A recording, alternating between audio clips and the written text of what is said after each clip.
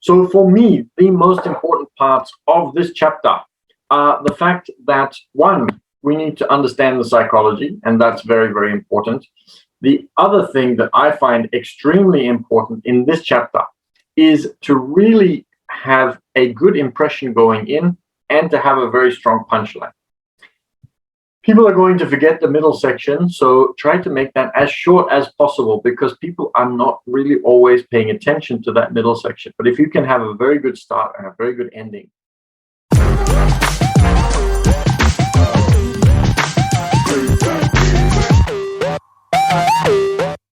Morning, everybody. Hope everybody had a really good weekend. I am excited to be here. I hope you're excited to be here as well. I'm looking forward to doing some reading for you because with a new week, it is a really great way to start the week, to start expanding the mind, to start thinking about other ways of doing things and improving in so many different ways. So I am very excited. Rich Dad Poor Dad, that was always the plan to read that one, but it is in Chinese. It's the only copy I have at the moment. I am learning Chinese, but I know that you don't speak Chinese. And so we are still reading The Art of Thinking Clearly. I don't know if we're going to completely finish it because I don't know if I'm allowed to do that or not. So we'll have to see how we go with that one. But if we start reading a different book, I will put a link so that you can get a copy of this one if you like. But today we are going to read The Art of Thinking Clearly still. We're going to read chapter 73, Why First Impressions Deceive, the primacy and recency effects. So it sounds very interesting. I'm looking forward to getting into it. Let's jump into it because I know that you all have really amazing goals to set for this week. I have just finished my Vibe, which is a group that I get in touch with in the mornings, and we do exercise and personal development and different other things together in the morning. And why was I mentioning that? I think I mentioned that because we set our goals on Monday.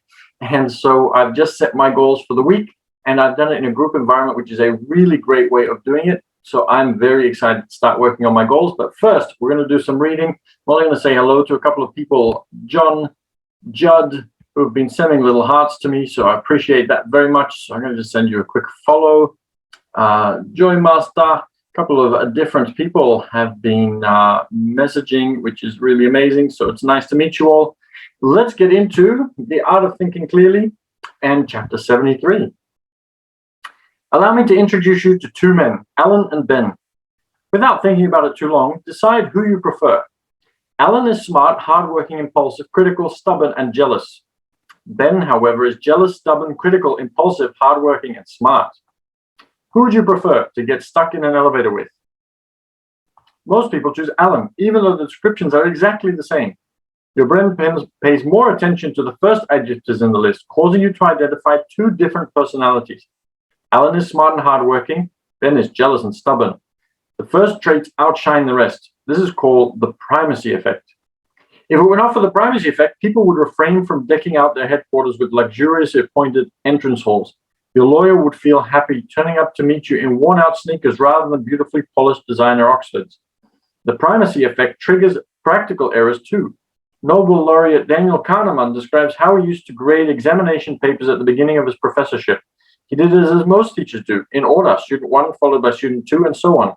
This meant that students who answered the first questions flawlessly endeared themselves to him, thus affecting how he graded the remaining parts of their exams. So Kahneman switched methods and began to grade the individual questions in batches, all the answers to question 1, then the answers to question 2, and so forth. Thus, he canceled out the primacy effect.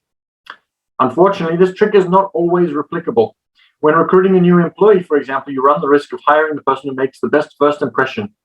Ideally, you would set up all the candidates in order and let them answer the same question one after the other. Suppose you sit on the board of a company. A point of discussion is raised, a topic on which you have not yet passed judgment. First opinion you hear will be crucial to your overall assessment. The same applies to the other participants, the fact that you can exploit. If you have an opinion, don't hesitate to air it first.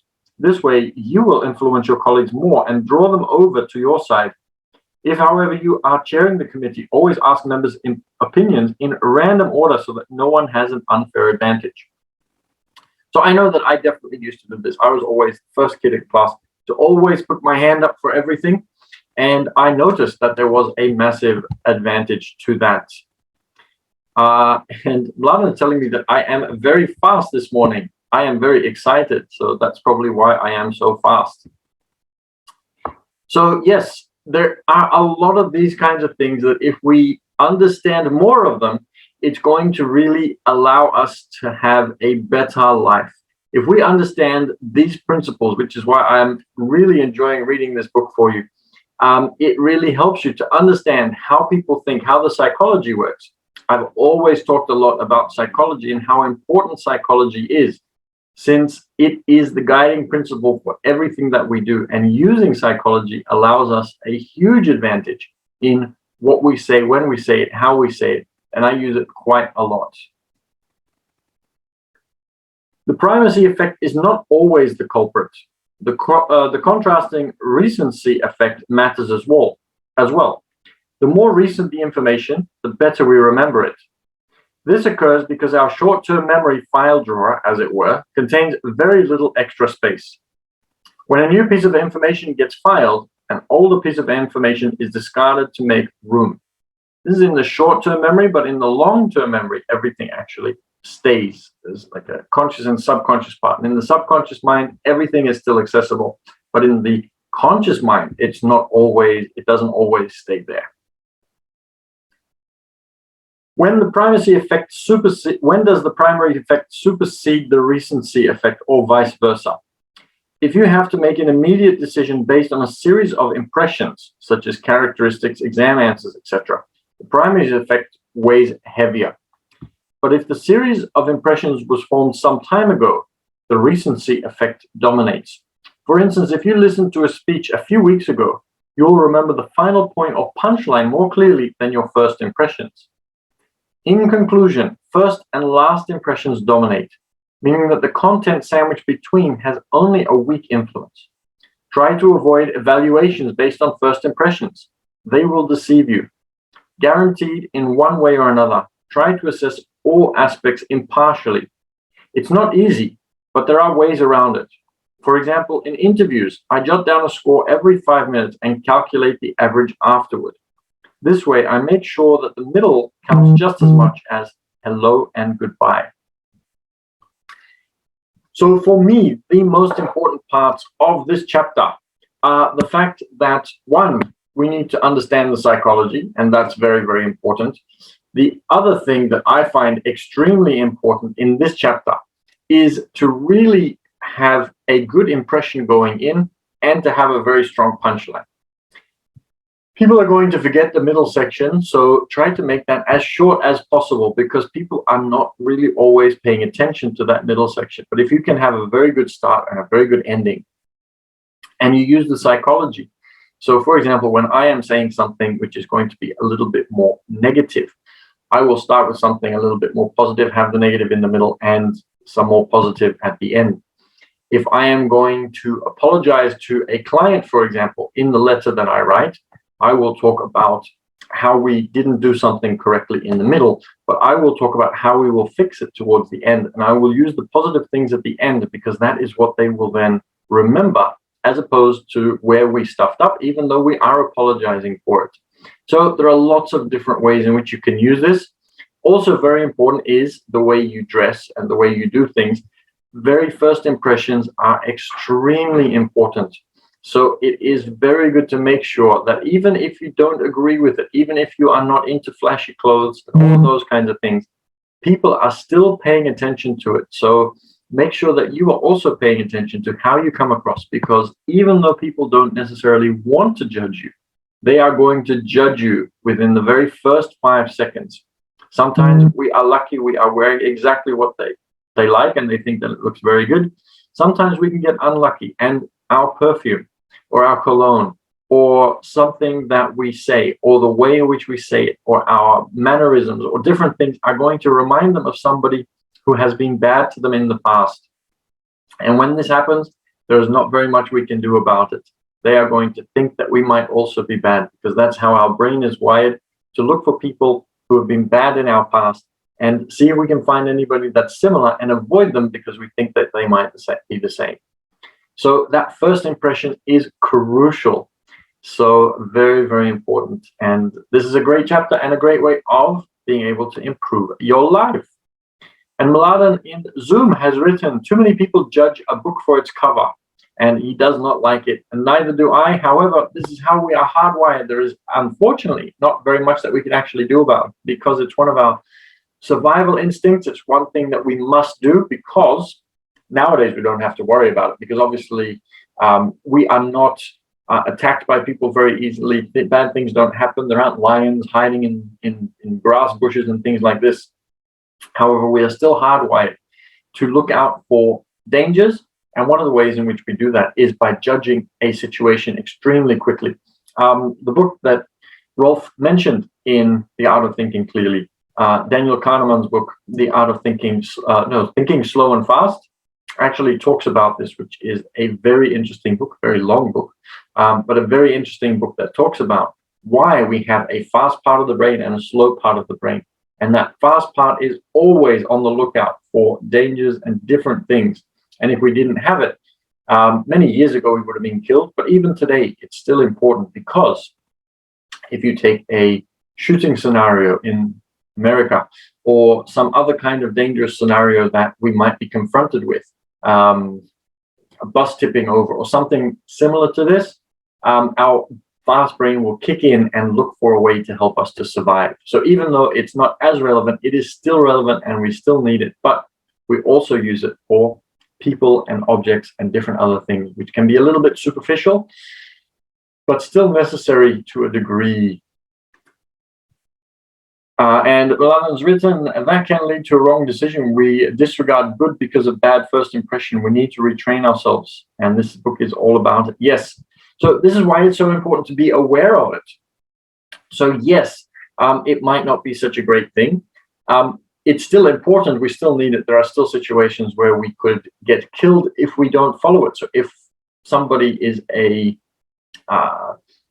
what should we say? If somebody is a mass shooter, and I've encountered a mass shooter in the past, and I meet somebody who has a similar kind of psychology, I could keep myself safe from that person if I recognize the signs. Now, it might be a harmless person. It might be somebody who is a mass shooter, for example. But I can keep myself safe by using that information. Our brain does it automatically, but if we are aware, we can also take a step back once we've evaluated the safety aspect, and then we can bypass it.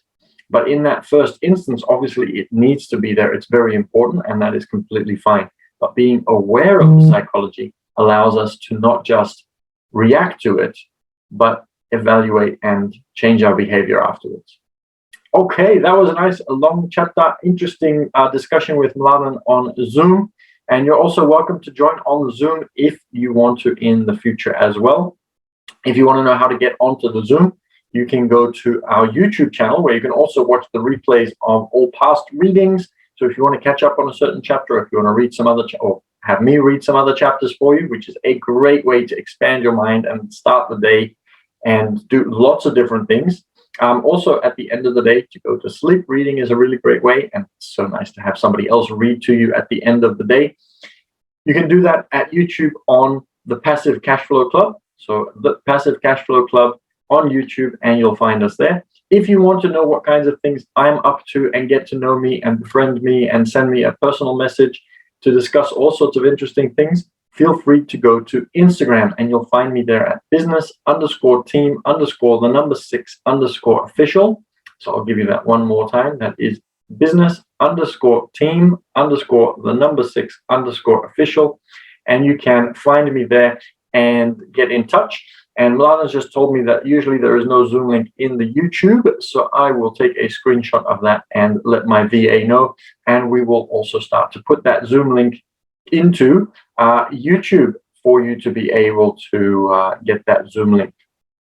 You can also message me directly on BIGO if you want to, but you can find some more information in those other places.